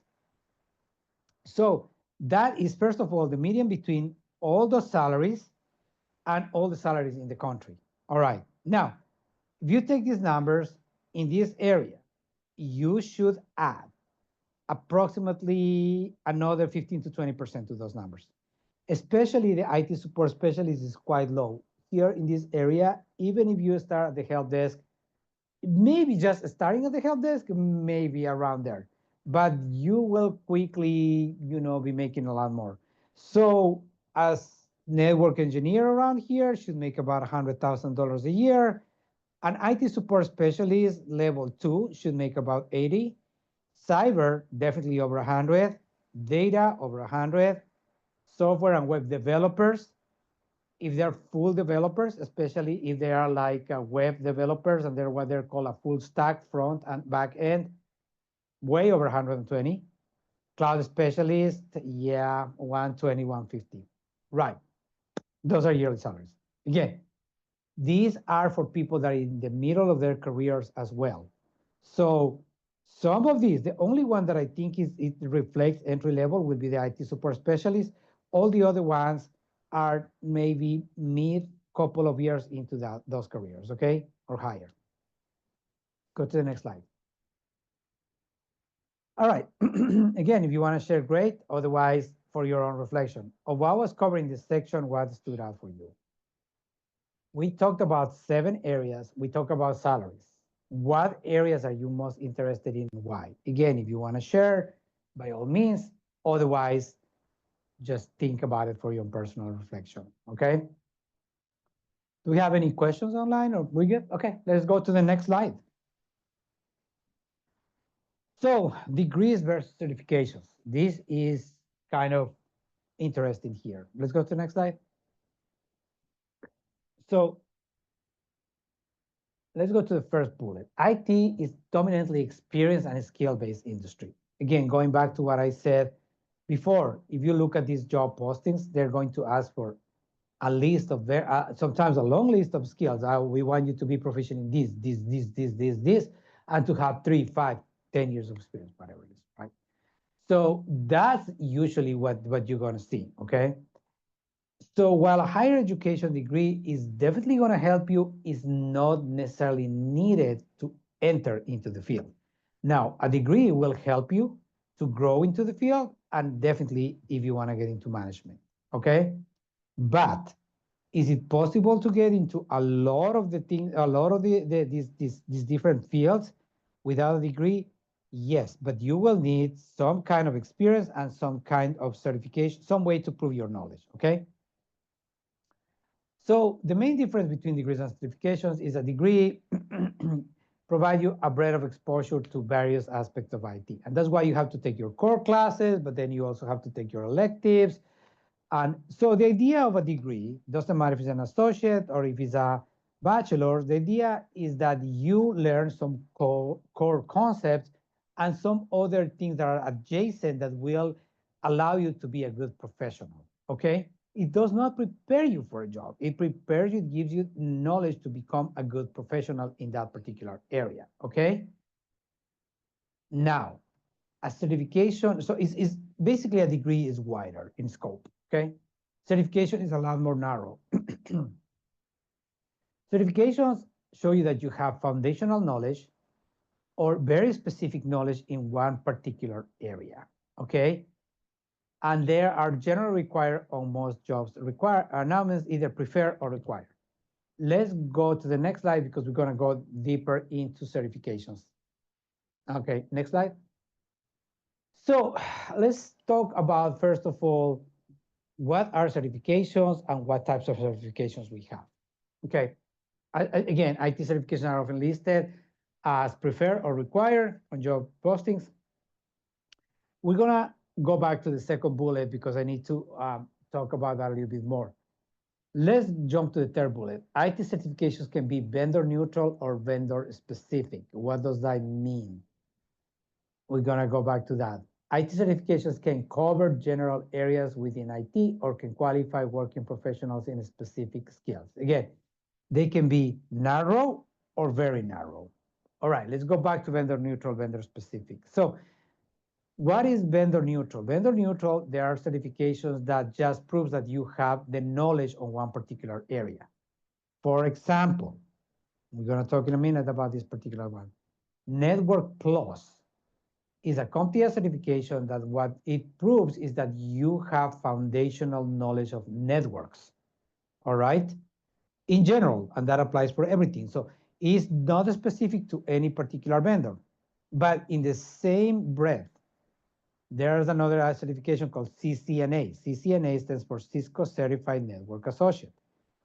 Why is that different than Network Plus? So when Network Plus says you have knowledge in computer networks, CCNA says you know how to do networking according to Cisco.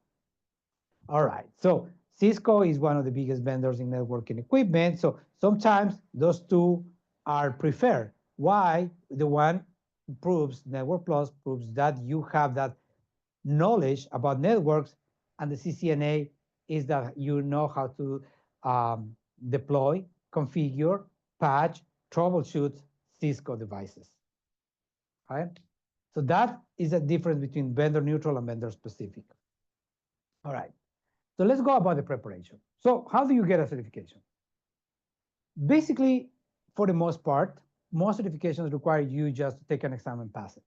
All right. So if you think that you have the knowledge, you can go and take the exam. And of course, there's a fee. You have to schedule it. Some exams are a couple of hours. Some exams can be up to 6 hours.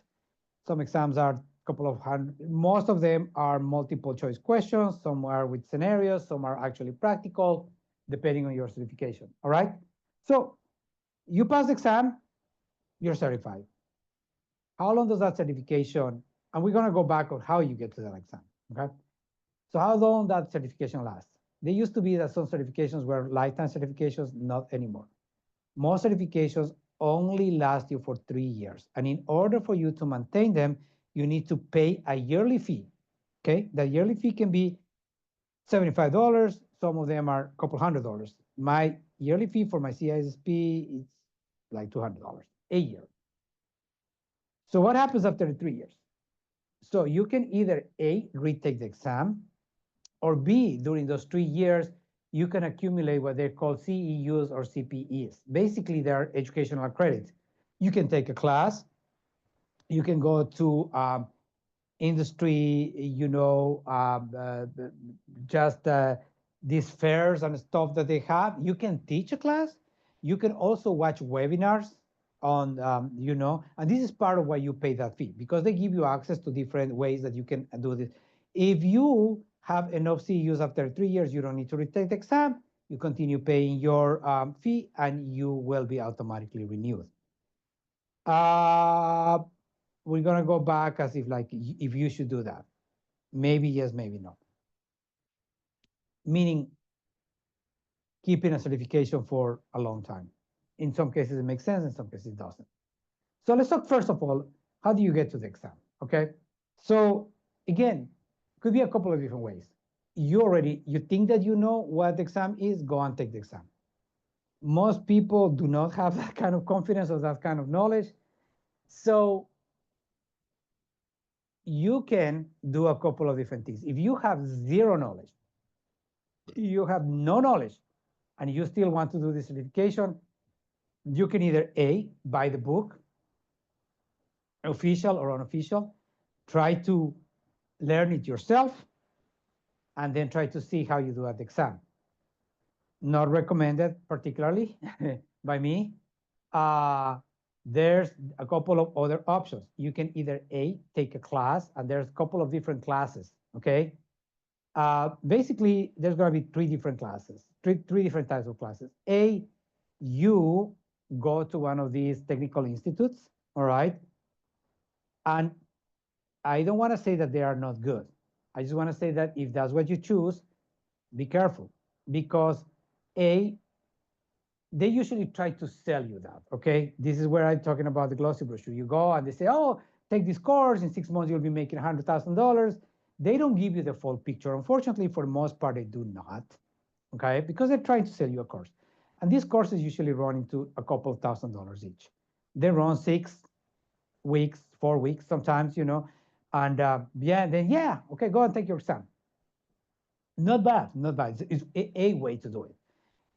The other way to do it is that you take a preparation class in a community college. Doesn't have to be Montgomery College. I'm going to have a slide for you, so what we offer here, but that to me, for people that's trying to gain the knowledge, is the best option. Why? It's going to cost you, instead of thousands, it's going to cost you hundreds.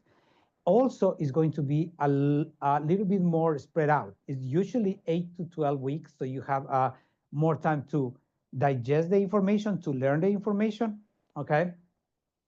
The third thing is the nuclear option, which I have done too. This is called a boot camp. A boot camp is when you are just trying to get the knowledge for a specific exam. You already have the knowledge. I've done this because I did this for a couple of certifications. Why? Because I've been in the industry, so I already knew the material, I knew the area. I just needed for them to tell me what is the exam going to cover and what are the recommendations. Boot camps are, like the name says, they're usually 4 to 5 days. They cram a lot of knowledge, so 1,500 pages in those days. They go at 100 miles an hour, and they're very expensive. They usually cost between $3,000 and $5,000. But sometimes they include the exam voucher, which is what we're going to talk about next, the fee, right? The fee. So some exams have a low fee, $150, whatever. Some of them are over $1,000 for some of those GX certifications. What happens if you don't pass the exam? Do you get another try? Yes, but not for free. Usually, you have to wait a couple of weeks before you attempt the exam again. You will get a discount on the second try. Usually, you don't get the second try for free. So a lot of certifications have a high failure rate on the first exam. Most certifications do not require prerequisites. There are some higher certifications like mine, the CISSP, that requires that you prove that you have 5 years of experience, paid experience, and also somebody to sponsor you. Most certifications are not like that. So with all that, when you think about getting into certification, you always, or a degree for that matter, you always have to think about the return on investment value. Doesn't matter if you start preparing even if you're not paying money, but you're gonna spend time, right? So what is at the other side for you? Okay, you need to investigate this, and this is my recommendation. If you walk away with something from today, is that you need to figure out whatever you decide that you do, realistically, what is at the other end for you. Either be that degree, that certification, and for how long that is going to work. So with certifications, sometimes, like I said, it makes sense to stack them, to have 2 or 3 at the same time. No more than that, I will not recommend, unless you're teaching them, which is a different situation. Because in order to teach a certification, you need to be certified yourself. Sometimes it doesn't also make sense to have a lower certification and a higher certification at the same time. For example, I had the Security Plus certification, but after I got the CISSP, which is considered a higher certification in the same field, I let the Security Plus expire. It didn't make sense for me to continue maintaining those CPUs and then paying a fee when I have the higher certification. So when and why. So the other piece is like how a certification or a degree fits into what I'm trying to portray to an employer, okay? And this is where you have to be careful. I've seen some people, and I really commend them because they try to learn a lot of different things. I said you have to try to learn different things. And they try to learn programming, and they try to learn networking, and they try to learn something about data. And then, but what are they trying to do? You need to focus onto something at the beginning, right? So you need to start trying to focus your experience and your learning into the particular area that you want to get into. There's nothing wrong with learning a little bit of everything, but if you put all that in your resume for an employer, it looks like you're all over the place. You don't know what you're doing. And frankly, you don't. If you're taking classes in 4 different areas, the only logical justification will be that you're exploring to see which one you like best. And I've done that. But you always need to narrow it instead of trying this and this and this and this. So when I was going for my master's, I was debating into going into project management or cybersecurity. So I took a class in each one of them to see which one I like better.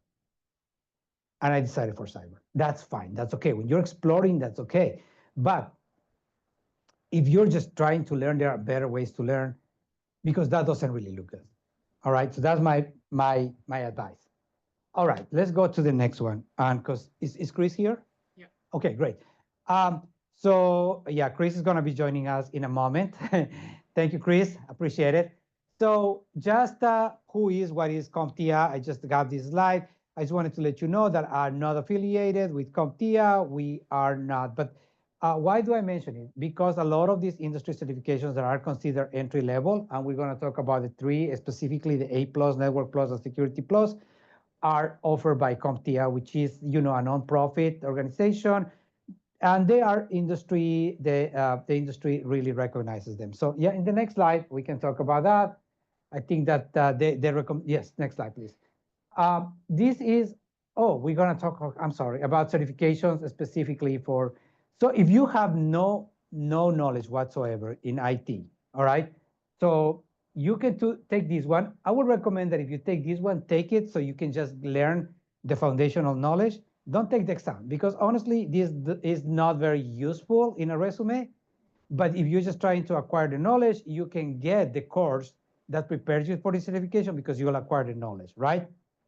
The next one will be the, yeah, again, certifications I'm more interested in. Then the next logical one will be A+, which is the one that is the certification that anybody trying to get into an IT, help desk technician will be required for that. And then Network Plus, again, is for networking, and Security Plus. So you can take them. The good thing is, like, you don't need, CompTIA recommends that you take them in this order: A+, Network Plus, Security Plus, right? But you don't have to necessarily take them in that order. I never had A+. I went straight, or Network Plus. I went straight to Security Plus. All right, but if you have the knowledge. If you don't have the knowledge, it's recommended that you do that way. And why? Because A+ covers hardware and software, Network Plus and networks, and then Security Plus is how you secure both networks and hardware and software. So that makes sense, right? So again, certifications, are you interested in why? Next slide, please. So gaining knowledge and experience. And again, I think that we have a couple of different things here. Again, you can do education and, in class. This is the part where how you gain some of the experience, okay? Volunteer work is a good one, okay? So experience can be paid or unpaid. So volunteer work that you do, make sure that you put it in your resume because it will count as experience. Boot camps, we said internships. Internships are huge. They're not easy to get, and they are paid and unpaid on internships, but it's the best way to get experience, and a lot of them actually lead to a job. Job shadowing. So that one, actually, it's a lot of your companies allow that. If you talk to your manager, say, look, I really would like to get into IT. Is there a possibility that, I can shadow some person in IT? And if the managers, a lot of companies allow to do that. If they allow you to do that, by all means, make the most of the opportunity, be respectful, ask the correct questions, etc. Which goes to the next one, which is the informational interviews. All right, so those are when you talk to somebody that is doing what you want to do. So if you want to be a network engineer, you can contact a network engineer at your job or at through LinkedIn, whatever. Say, look, I'm aspiring to be what you are. Can you please spare 30 minutes, 1 hour of your time to talk about that? Most professionals will be more than happy to do that. But if you do that, please, couple of things. Be respectful. Show up on time. Show dress properly, and come up with the right questions. All right? You cannot ask how much you make, but you can ask, is, whatever you make here, is it comfortable? What it is, is it good enough for your lifestyle? Something to that effect. You can ask them, how's your life work balance? What your day looks like? Do you work on the weekends? Do you work remotely? What kind of education do you need to get to where you are? What kind of certifications? What kind of experience? What do you recommend that I do as my next step? Those are good questions for informational interviews. Network, that is huge, okay? Go out to a lot of different things, to job fairs, to you can exchange information, get to know other people. This is how you get contacts, and this is how most people don't get jobs because they apply to a job and they are completely unknown. It's because somebody that knows them said, oh yeah, I know so-and-so, and so it's some kind of reference.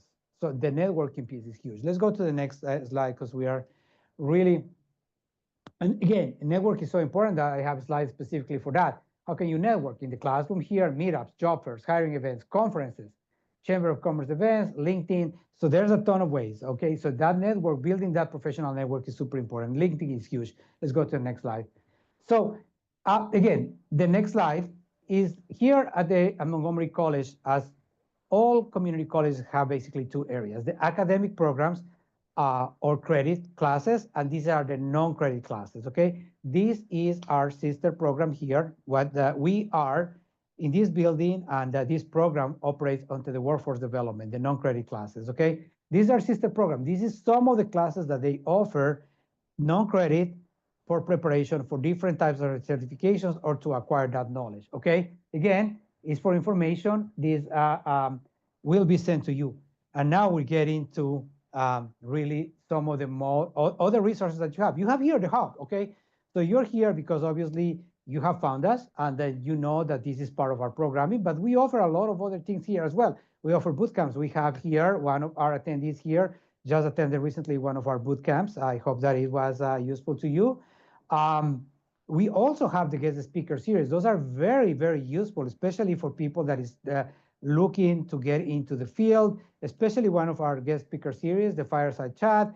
We have people that come and talk about their career path, and they can give you a little bit of advice, a little bit of like, how did they get where they are? And also we have very good topics on our other series, which is specific technologies. On top of that, and this is the best part, this is why we have our good friend here, but some of the services that we have here at the Hub, again, we have those guest speaker series, we have those coding and IT career pathways, this is where we are. I have my colleague here, Chris, who's going to be talking to us about the other two things, the career workshops and the career coaching, okay? And thank you so much, Chris, for being here. So, and he is with Career Catchers, which is a partner with us on this one. We have contracted their services to offer these two specific things. And please, Chris, if you'll be able to tell us about the career workshops and the career coaching. Thank you, Chris. Thank you so much. Good evening, everyone. So as Eduardo mentioned, my name is Chris. I'm a career coach and I work with Career Catchers. So my role here is to provide one-on-one employment coaching for anyone who's interested to getting into the IT field. If you're a county resident and you're interested in IT, I can provide services like help you put together or update a resume, identify appropriate job opportunities, do interview prep. If you're looking for any kind of IT training, like Eduardo just gave a wonderful overview of, we can try to talk about how to make that happen, either through Montgomery College or another provider. And we also discuss things like goal setting and career planning. So really, I'm here to provide support with, everything that goes into finding a job. We can meet in person or virtually, whatever is convenient for you. And if you are interested, feel free to send me an email. I'm going to put my email in the chat right now. You can reach out to me and we can set up a time to talk. Right, and I will provide you the email if you wish. But and again, you can also try to schedule an appointment through that barcode. So yes, can you tell us a little bit about the career workshops as well, Chris? That's another great resource that you provide. Thank you. Of course. So in addition to the one-on-one coaching, I also am here at the Ignite Hub, at the East County campus, and I facilitate our monthly career skills workshops through the Ignite Hub. So it's the second Tuesday of every month. We have it in a hybrid format, so you can either come in person to the East County Education Center, or you can log in Zoom. And every month we talk about a different aspect of the job search. So, for instance, next Tuesday, the 8th, we will be discussing career exploration. We also have workshops on resume writing, transferable skills, the job of finding a job, job search strategies. So, it's a lot of great information. And, if you're able to attend, we'd love to see you there. Yes. Yes. Thank you so much, Chris. And thank you to Career Catchers. This is a great partnership that we are able to offer this. And again, this is if you are a county resident and trying to get into career in IT, this career coaching is free for you. All right. So just contact Chris, make an appointment, and they have a wonderful resources. Again, they've been doing this for a long time, Career Catchers, and they can recommend you really good ways to up your skill set and maybe some opportunities to improve your experience as well. So thank you so much, Chris. I appreciate you being here with us tonight. And thanks for everything that you're doing. And yeah, make sure that you guys contact Chris. And thank you. Thank you, Chris. Appreciate it. Thank you. All right. Thank you. So we're going to wrap up now. And I think that, yes. Next slide, please. I think. Okay. So let's take a moment here. So what was covered in this whole presentation? What stood out for you the most? Again, if you want to share, great. Otherwise, just for personal reflection. But the one that I want you to definitely commit to yourself is the next one. what action or actions will you take after attending this presentation? And that doesn't have to be huge, all right? So that action could be, I'm gonna schedule an appointment with Chris just to continue talking about it. Or it could be, I'm gonna explore more about cybersecurity or data, or I'm gonna try to, schedule an informational interview, or I'm gonna take a course, a preparation course for this certification, whatever it is, but what is your next step, okay? You are here because you're interested. So what is your next step? The next step could be, I'm gonna be here next Thursday for part 2, whatever is that you decide to do, all right? So again, that's a commitment to yourselves, not to me. I'm going to open the floor if anybody has questions right now. We are going to switch to the handheld microphone, okay?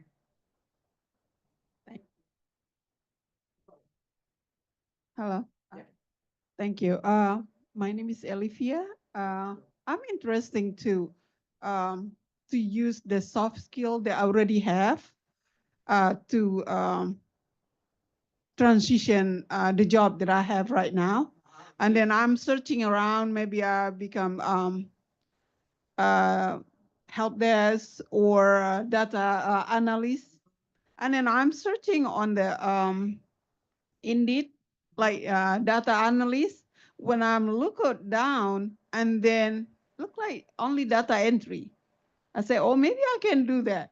And then they say, if you know like Excel, and then you can do the data entry, but they pay very low. Thank you, Olivia, for that. And you are absolutely right. Unfortunately, data entry it again, because the only thing that you really pretty much need to know is Excel. So you can aim for more, and let me tell you why. Because what you need to do is you need to up your skill set a little bit, and maybe take a couple of courses in data analytics. You need to understand how data is being managed, and maybe so you can learn how to start using some of the data visualization tools, so such as Power BI or Tableau, because that's the next step. Data entry is just the people that put the data on the spreadsheets. But now that again, that's the data mining kind of situation. So you're just putting those nuggets of information there. But now the next step, as we discussed, the next step is that to analyze that. Okay, so now that data, the data after it's been mined, is being put okay in those spreadsheets for safekeeping. But now, what are we going to do with those little nuggets of gold? Are we going to turn them into bars? Are we going to turn them into joules? What are we going to do with them? That is the data analytics piece, and that's what you need to aim at. And you already, again, there are some certifications, and again, we're going to talk about specific certifications for data on the 2 weeks from today, on the third part of the series. But most importantly, I think that you can start investigating this a little bit further down. So to see which makes more sense to you. At this point, will it take a class? Will it be to take a certification? You have a couple of great things going on for you. You said it yourself. You have transferable skills, all right? That is the number one. Second, you have knowledge of the industry that you're in, which is huge in the data analysis field, all right? Because at the end of the day, when you're putting the data into context, your knowledge of your industry is super important to make that information into intelligence, okay? So that's where you are. I think that, but CompTIA has a certification for data, but I think this is where you probably a career coach can also help you to see which one makes more sense to you. Because again, there's a certification for data. It's called Data Plus, but the Data Plus, it could be actually a good thing for you, because what the Data Plus shows is that you understand how data analytics work and how data structures are formed.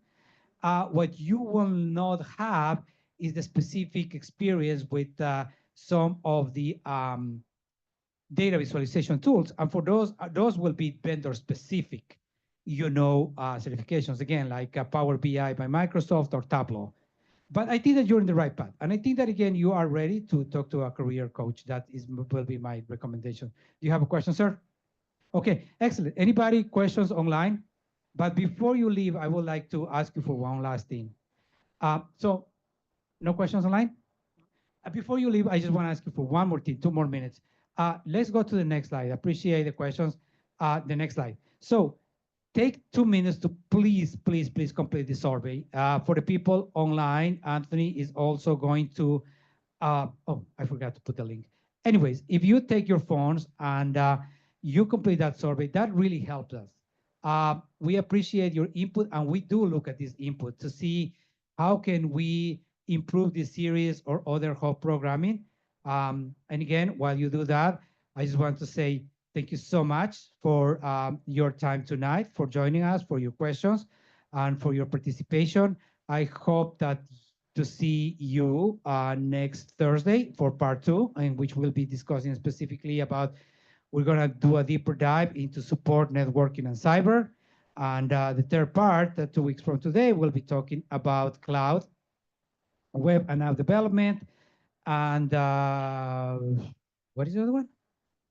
Cloud, web and app development, and wow, sorry, my brain is just a little, we have given a lot of information. So, and data analytics, of course, sorry. So thanks again for being here tonight. You could have been anywhere, but you chose to spend some time with us. I really appreciate your time, and I hope that you enjoy the rest of your evening. Thank you so much, and have a good night. Hope to see you next Thursday. Thank you.